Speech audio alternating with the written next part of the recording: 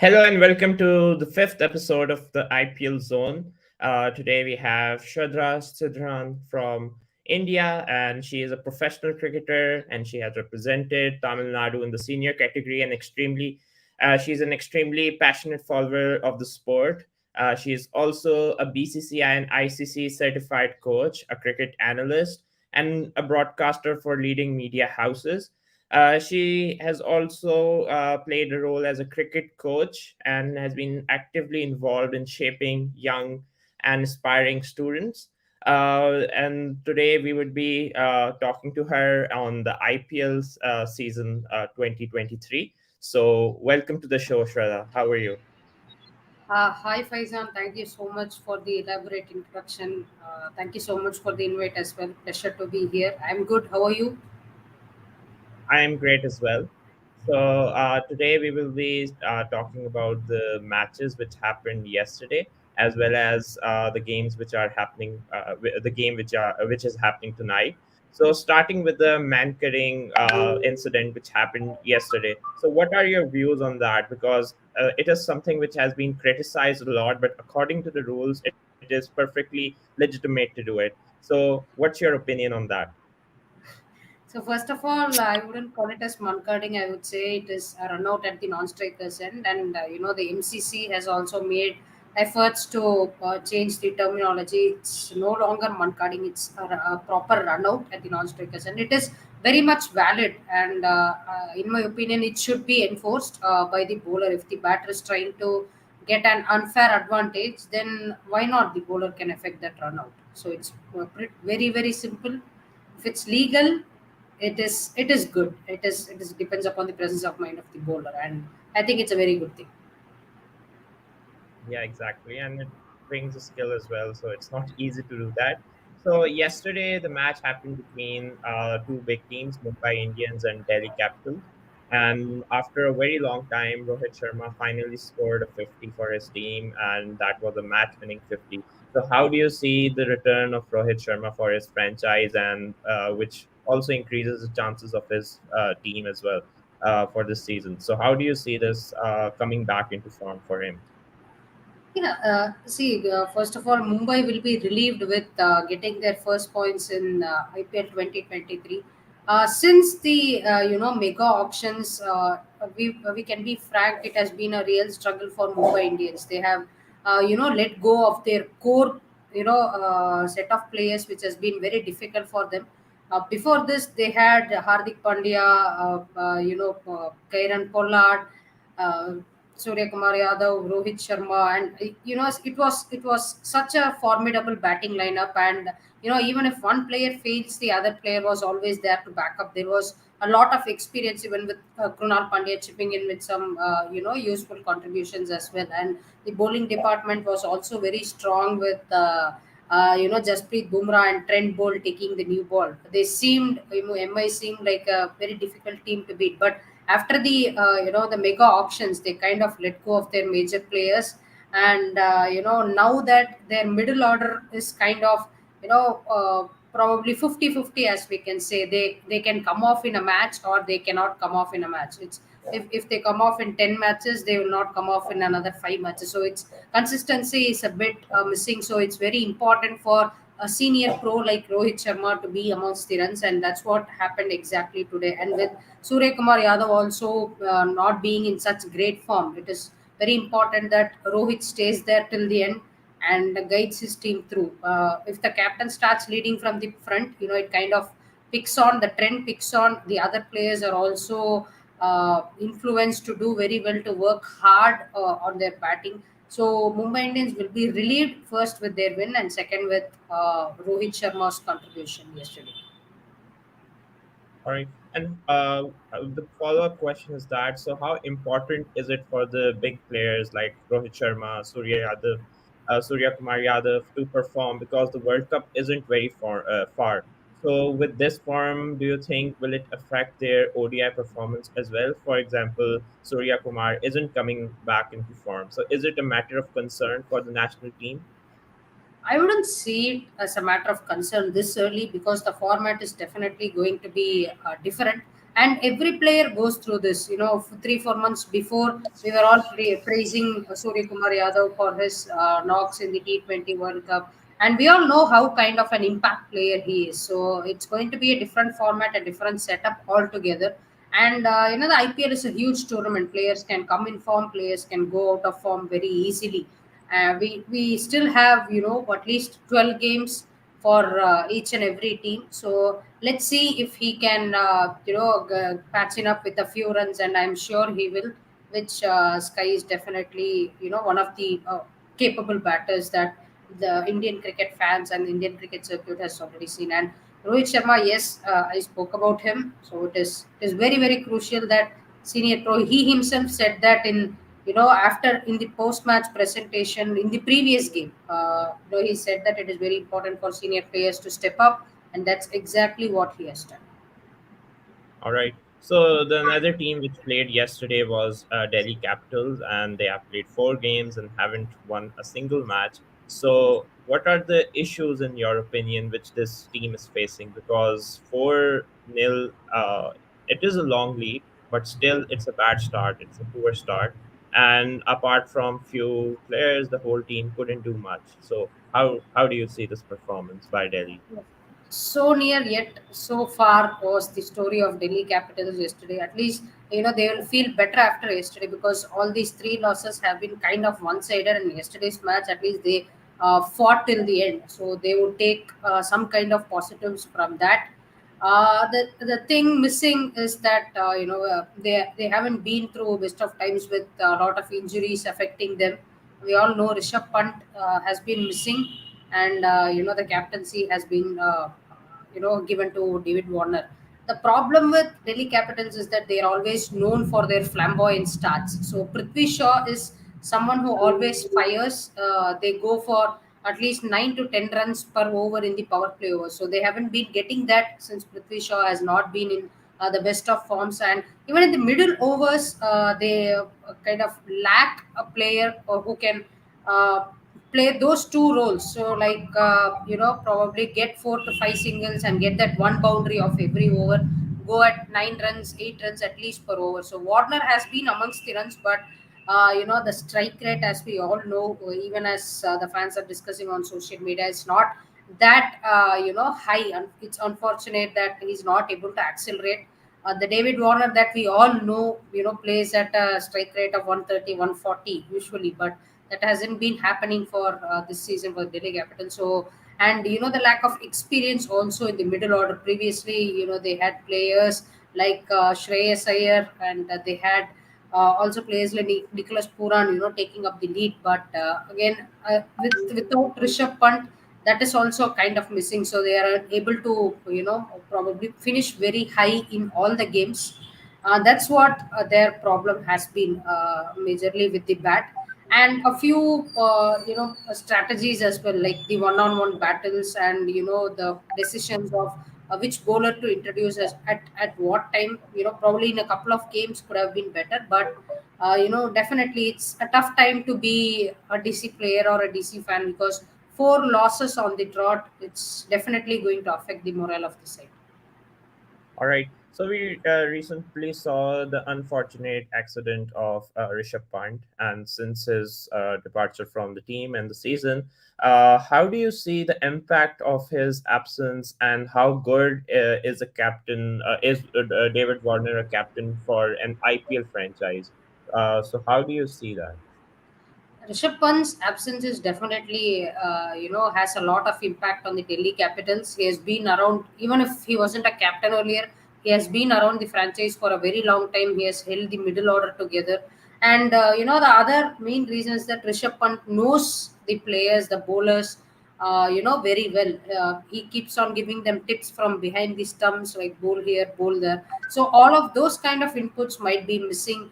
And David Warner's captaincy is definitely nothing to be doubtful of. He has won 2 titles for Sunrisers Hyderabad all alone. So we all know he's a fantastic captain. He's a very skilled captain, but somehow I think it's for this season it has not been enough. I would say that it has been a very tough time in getting all the players together. But past is past, and better late than ever. So Delhi will be hopefully wanting. In fact, not wanting also will be desperately want to be back amongst the points table at least to start off with. All right. So one of the most followed teams of IPL is RCB, and due to obvious reasons of Virat Kohli. So one of the criticism is which I have seen on the social media is with their bowling. So what do you see is wrong with their bowling? Specifically, if we look at the match which happened against Lucknow Super Giants, in which they conceded a big total like 230. So what are the issues in their bowling lineup? So again, as you rightly pointed out, RCB's problem has been death bowling for a while now, and it's sad to see that it has also started this season. So, Chinnaswamy Stadium, as we all know, it's a batter's paradise. High totals being set, high totals being chased is the mantra on that ground. So the RCB bowlers, apart from Siraj, went for a bashing. As we can see the stats, the economy rates, no one was below 9 runs per over. Everyone was conceding runs, and it was very difficult for them to control the run flow at any stage. Not only Karan Sharma was being bought in as an impact player, and the utilization and the rotation of bowlers again. So there were at a stage there were two right-handers batting, and when that was at the time when a leg spinner could have best operated, but Wayne Parnell was introduced into the attack at that time, and he was very expensive. Karan Sharma was again bottom when Nicholas Puran was batting. We all saw the madness behind of Nicholas Puran's batting, and he's a left-hander as well, and the mid long on to the mid wicket area is the area that he favors. So a leg spinner bowling to him, the ball coming into the left hander to his strength was not a great idea. So the bowlers, they are trying their best, especially Siraj and even Harshal Patel bowled their hearts out. They are quite unfortunate for them. If the bowlers could be utilized in a better manner, probably plan out each phase of the game. For example, overs 7 to 15, these are the batters who are going to come, and these will be my bowlers. These will be my first preference. If not, have a plan B that can be followed. So RCB, the bowling talent, the capabilities are definitely there, but the utilization could have definitely been better. All right. So there was another exceptional performance by one of the youngsters, which is Rinku Singh. He hit 5 sixes and scored 25 runs of just 5 balls. So how do you see this young talent? He's not that young, but he's still a youngster. Not at all. It was an unbelievable knock. It was something that we will all remember for ages. We remember the phrase "he did a Tewatia." So that the way Rahul Tewatia finished a game for Rajasthan Royals a couple of years back, I think this is even a notch better than that, because it was more than 30 runs were required of the last over, and it wasn't easy at all. He was batting at a very average strike rate. Before that, he just got in for like 7 or 8 balls, and then just going out there and trying and succeeding was something fantastic. And it was a very very special win for Kolkata Knight Riders, and we all saw on social media how even Shreyas Iyer made a phone call to Rinko Singh and how the entire team celebrated. So it is definitely a morale booster which KKR needed at this stage, because they are a little bit better than Delhi Capitals, but they haven't also been playing their best cricket so far. So it has been they have been good in patches, but Rinku Singh's performance will definitely uplift all of their energies. Right. So I would also like to know about your initiative and the channel you're running on YouTube, in which you focus on tactical, technical, and mental strengths of students and players. And also, I would also like to know about your coaching and your other cricket-related activities. Thanks for that, Faisal. Thanks for the interest. So I have a page on Instagram, She Talks Cricket.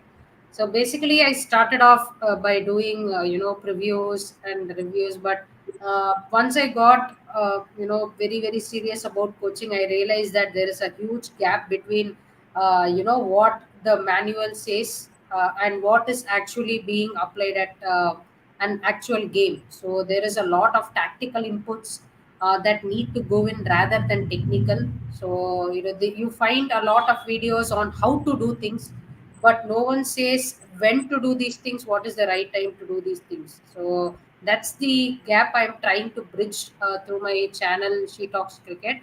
I believe it is useful to young cricketers at the grassroots level, and I also have some content for very senior cricketers, like experienced cricketer drills, things like to improve your footwork, to improve your bat speed. So just want to help out cricketers in any minimal way, any simple way. That is my aim behind the Instagram page and my YouTube channel, She Talks Cricket. Right. So there was recent statement by Rafi Shastri as well, and he was very angry and frustrated on the injuries which are happening among the quick bowlers of Indian national team. And he said that you're not playing that much cricket to be injured again and again. You can't play 4 matches on the trot. So we have recently seen Jasprit Bumrah not playing for India in the T20 World Cup, and he's also doubtful in the coming matches as well. So, how do you see the quick pacers? Should they prioritize their matches in the leagues in IPL, or there should be some other mechanism for them to protect them from injuries? Yeah, definitely, it is very disappointing now. Deepak Chahar has joined the bandwagon again. Uh, Chahar was also in rehab for a very long time, and coming back, just playing 3 4 games, and again going back. At least not going back till now. Again, having an injury is so disappointing. So yes, definitely there is a kind of basic workload management. The players' workloads are being managed, but it will be better if there is an overall system, more like how the ECB does for the English cricketers. So they can play only this number of matches, and they can train only for this much, and they can play only in these formats. So if that kind of an advanced system, there were reports that the NCA is building one such reporting level, or one such system in which the workloads will be very very closely monitored. And I hope it comes as soon as possible, because rather than more than the IPL, we have the World Test Championship final next. We have the World Cup later this year in India. So it is very important for players to choose their battles very wisely, and hope we get the best people under recovery, to manage players recovery, and to take care of the entire system. Yes. So there's another match happening tonight, and both teams have won 2 games out of three. Today, Rajasthan Royals will be facing Chennai Super Kings. So, what are your expectations from this match, and which team looks stronger to you on paper? Again, Chennai Super Kings are being set back by a couple of injuries. Key players missing out. Ben Stokes will miss out due to an injury. He has been ruled out for at least a week. And again, Deepak Chahar will not be playing. So those two are two major blows to CSK, because Deepak Chahar, we all know the kind of damage he can do with the new ball. And Ben Stokes, yeah, he's a world class cricketer as well. So CSK are expected to play Mahesh Deekshana. He has come. He has reached Chennai. It will be. We'll have to wait and see if he is able to play today, and if he does, he is definitely one player to watch out for, because he's been in very good form as well. And apart from that, either of Pretorius or Sisanda Magala has to be the prime bowler today in the absence of Deepak Chahar and Ben Stokes. So hope they fill in that role as well. And Rajasthan, on the other hand, look a very very strong side. They have lost a game, but they have also won games very very one-sided games. So they have a very strong batting order, starting with Josh Butler, Sanju Samson, and they have a very attacking middle order also to do the damage. So the best option for CSK would be Chepauk. The first track was very good for batting, but there was a little amount of turn as well. So CSK are already having Mitchell Santner. They have Ravindra Jadeja. They have Moeen Ali also, who did brilliantly in the last game at Chennai. So they'll be looking closely at their spinners to choke Rajasthan Royals. Even if there is little bit of turn, it will be very, very beneficial to Chennai Super Kings. All right. So recently, Rajasthan Royals sent Ashwin as an opener, and he's a mentor to you as well. So how do you see this change? And with T20 cricket, we can explore such different combinations. So how do you see this move by the Royals? Yes. So I think in the last game, I think Josh Butler had a bit of a slight injury, I think, and he was he had gone in for a little bit of dressing, and with the delay in which resulted in Ashwin opening the innings. Otherwise, it would have been Josh Butler because he has been doing really well. But Ashwin, on the other hand, has been working very hard on his power hitting. He has changed his stance, and we all know the crucial innings that he has played for Team India as well, and a couple of blinders also for Rajasthan Royals. So it will be no surprise if they send him up also as a pinch hitter. And it's T20 cricket, and momentum is most important. Crazy things can definitely happen. All right, so one such player who is performing in the domestic as well as IPL is Sanju Samson, but he hasn't been able to place and secure his position in the national team. So, is it because of the competition or is it something else? So, what's your say on that? Sanju Samson, has been doing a fantastic job as a batter. We all know the capabilities that he has got. He can play the waiting innings. He can play the big shots.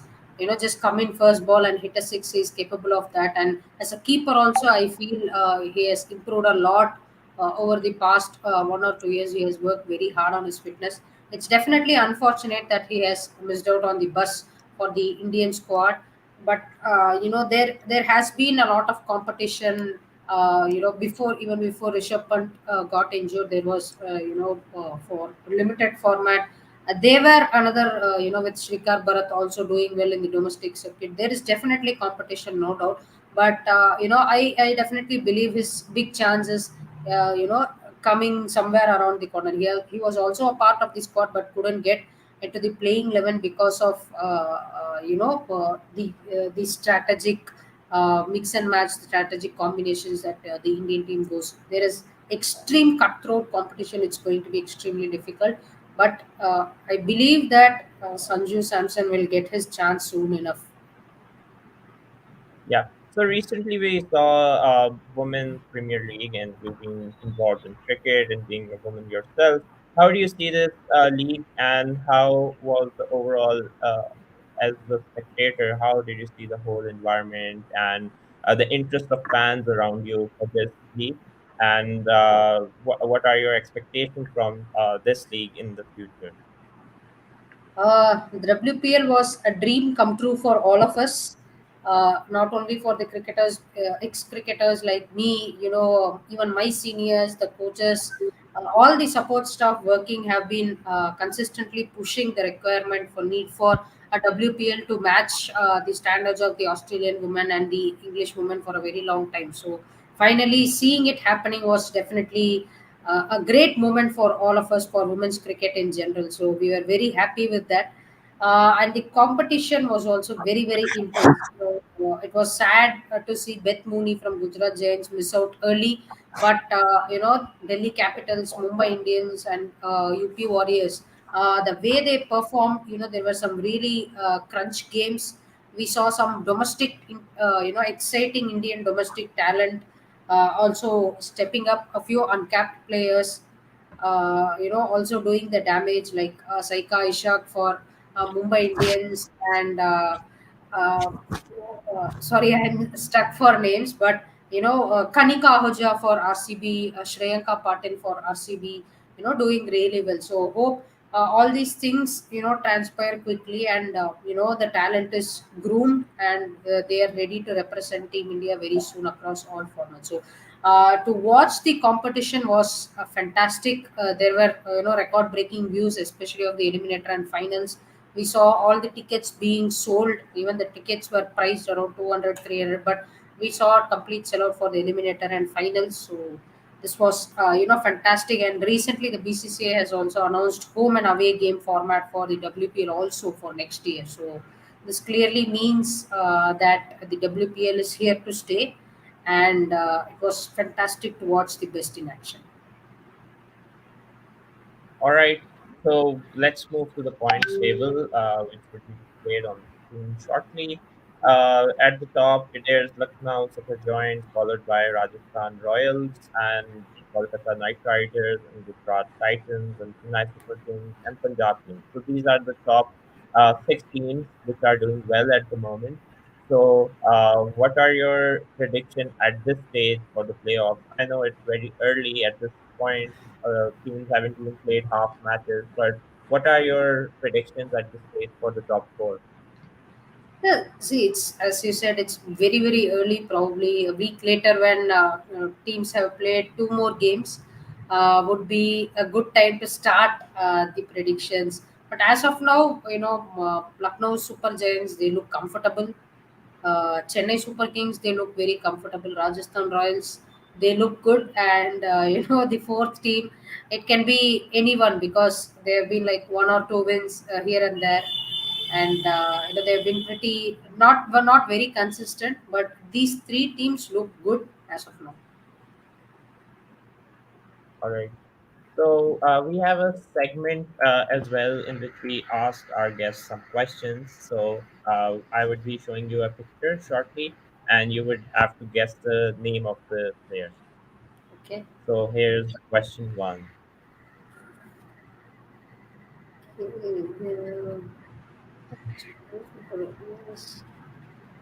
Any clues?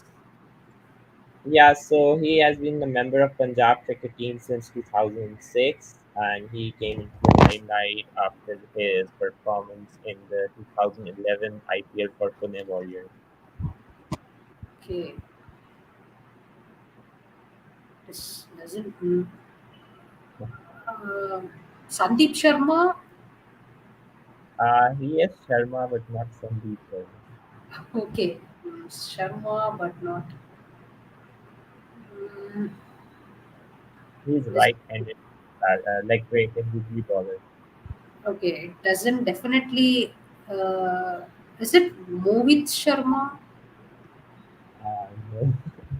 It's Rahul Sharma. Actually. Oh, okay. All right. Yeah, yeah, yeah. I was thinking the about fast bowlers. Okay. Got it. Got it. Got it. Okay, so we will now have three questions. That those questions will be like text-based questions, and you will need to like answer them. So, starting with the first one, the question is, who won the purple cap in 2012 IPL? Uh, was it DJ Bravo? No, he was a foreigner player. That's the hint. He was a sorry Foreigner player. foreign player. Okay. Yeah,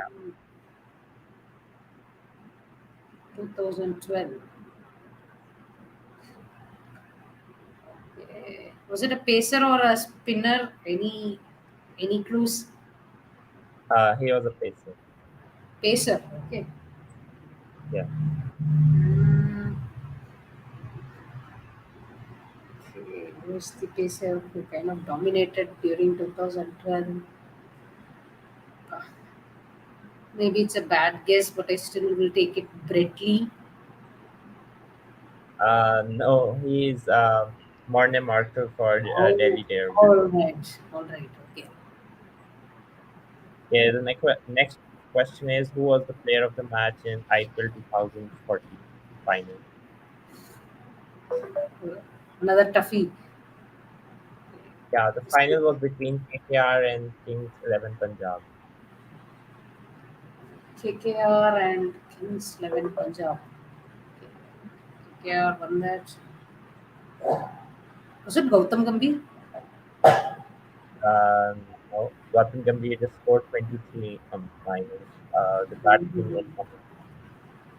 Okay. Sunil Narain? No. So the player of the match was because of his batting. Sorry, player of the match was Was awarded due to his like match-winning performance as a batter, not bowling. Robin Uthappa. No, it's One Manish Pandey. close. Okay. Okay, so one more question. Which Indian player has the highest individual IPL score at present?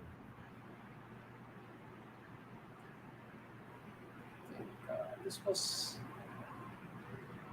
Mm.